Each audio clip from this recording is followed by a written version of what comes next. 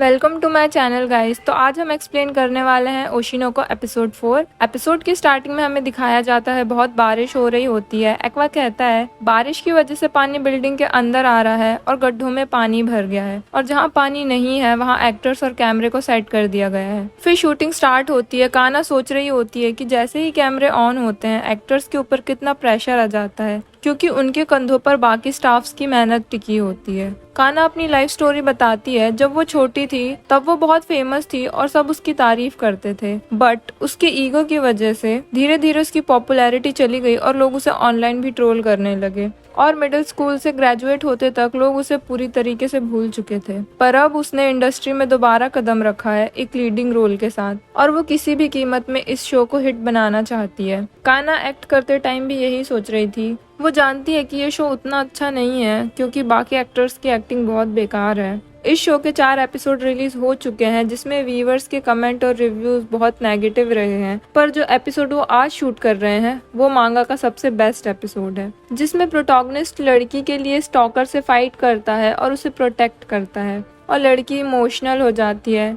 काना जब भी ये सीन पढ़ती है वो रो देती है और यही सीन है जिसकी वजह से काना इस शो को हिट बना सकती है, इसलिए उसे इस सीन में अपना बेस्ट देना है और वो एक्टिंग स्टार्ट करती है। पर सामने वाले बंदे की एक्टिंग देखकर काना काफी डिसअपॉइंट हो जाती है और किसी को उसकी बेकार एक्टिंग से फर्क भी नहीं पड़ रहा था। काना काफी टेंस हो जाती है, बट फिर एंट्री होती है एक्वा की जो कि काफी रियलिस्टिक थी और वो अपने डायलॉग्स बोलता है। वो काफी अच्छा करता है जिससे काना को होप मिलती है। एक्वा सोचता है कि वो आई की तरह नहीं है और ना ही उसमें आई की तरह टैलेंट है और ना ही वो एक्टिंग में बहुत अच्छा है, पर वो अपने टूल्स यूज करता है जिससे उसकी एक्टिंग बहुत बेटर लगती है और चाहे उसे कुछ भी करना पड़े वो आई की तरह जरूर बनेगा। और फिर एक्वा एक्टर के पास जाता है और उसे बोलता है कि वो कितना बदसूरत है और फोटो एडिटिंग से तो कोई भी अच्छा दिख सकता है। एक्टर को बहुत गुस्सा आता है और वो एक्वा की कॉलर पकड़ लेता है। एक्वा अपने डायलॉग बोलता है। डायरेक्टर भी एक्वा की एक्टिंग से काफी इम्प्रेस हो जाता है और उस पर कैमरा फोकस करने को बोलता है। काना देखती है कि ये सीन बिल्कुल मांगा की तरह ही लग रहा है। एक्वा मन में कहता है कि काना मैंने तुम्हारे लिए स्टेज सेट कर दिया है, तुम यही चाहती थी ना, अब तुम्हारी बारी है, अपना बेस्ट देना। और एक्वा चाकू निकालकर काना को मारने जाता है पर एक्टर उसे पंच मार के गिरा देता है और यहाँ पर काना को रोना था और वो बिल्कुल मांगा की तरह ही करती है। शूटिंग खत्म होती है। एक्टर एक्वा को पंच मारने के लिए सॉरी बोलता है पर एक्वा उससे कहता है कि ये सब उसके प्लान का हिस्सा था। फिर फाइनल सीन शूट होना था जिसमें काना को ये दिखाना था कि उसे प्रोटोगनिस्ट से प्यार हो गया है। सीन चेंज होता है। फिर हमें यूरिको को दिखाया जाता है जो स्वीट टुडे की राइटर है। वो अपने असिस्टेंट्स के साथ बैठी हुई थी। वो दोनों काम से रिलेटेड बात कर रहे होते हैं और यूरिको स्वीट टुडे का फाइनल एपिसोड देख रही होती है। वो लोग यूरिको को बोलते हैं कि तुम रिलीज होते ही ये शो देखने लगती हो, हमें तो ये शो बहुत बोरिंग लगता है। फिर यूरिको कहती है कम से कम मेरी मांगा का शो तो बनाया गया। बहुत सारे आर्टिस्ट जो मेहनत करते हैं वो ज्यादा एक्सपेक्टेशन नहीं रखते पर फिर भी वो अपने फेस पे स्माइल रखते हैं। यूरिको एपिसोड देखते देखते इमोशनल हो जाती है और रोने लगती है और वो एपिसोड सोशल मीडिया में काफी वायरल हो जाता है और उसमें लोगों के पॉजिटिव कमेंट्स भी आते हैं। सीन चेंज होता है। काना और एक्वा शो की पार्टी में होते हैं। एक्वा काना से कहता है एक प्रोजेक्ट में इतने सारे लोग इन्वॉल्व होते हैं। काना कहती है बहुत सारे लोगों की जॉब हमारी परफॉर्मेंस पे डिपेंड करती है। फिर काना एक्वा से पूछती है कि क्या उसकी गर्लफ्रेंड है।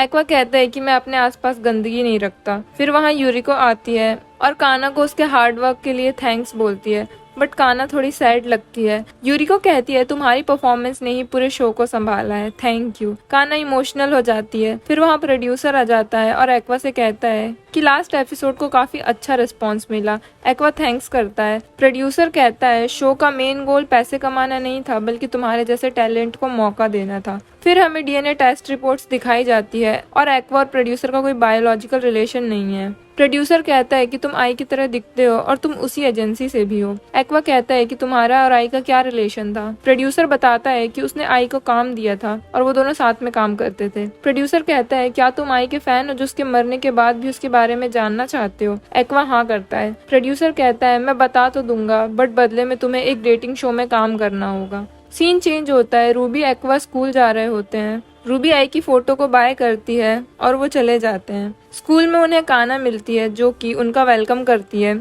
और स्कूल के बारे में सब समझाती है। रूबी नर्वस हो जाती है, काना उसे नॉर्मल रहने को बोलती है। रूबी क्लास में एंटर करती है और देखती है वहाँ काफी सुंदर और टैलेंटेड लोग हैं। फिर वो एक सीट ले लेती है और फिर उसके साइड में एक लड़की आकर बैठती है और वो दोनों एक दूसरे की तारीफ करने लगते हैं। वो लड़की अपना नाम मिनामी बताती है और रूबी उसे गूगल करती है। मिनामी कहती है, मैं तुम्हारे सामने हूँ, तुम गूगल क्यों कर रही हो? रूबी उसे एक्वा से मिलवाती है। एक्वा कहता है, मैं खुश हूँ कि तुमने एक फ्रेंड बनाया। रूबी पूछती है कि तुमने भी कोई फ्रेंड बनाया? एक्वा कहता है कि मैं दोस्त बनाने नहीं आया हूँ। रूबी मिनामी से कहती है कि तुम एक्वा की भी फ्रेंड बन जाओ प्लीज। मिनामी मान जाती है। मिनामी नर्वस फील करती है पर रूबी काना की लाइंस मिनामी को चिपका देती है और नॉर्मल एक्ट करने को बोलती है। एक्वा कहता है कि यहाँ हम किसी को नहीं जानते तो नर्वस होने की बात ही नहीं है। फिर स्टोरी फ्लैशबैक में जाती है और हमें सुबह का सीन दिखाया जाता है। एक लड़की क्लास में लेट आती है क्योंकि उसका शो था और उसका नाम फ्रिल होता है। वो सिंगर, डांसर, एक्टर और काफी ज्यादा फेमस भी है।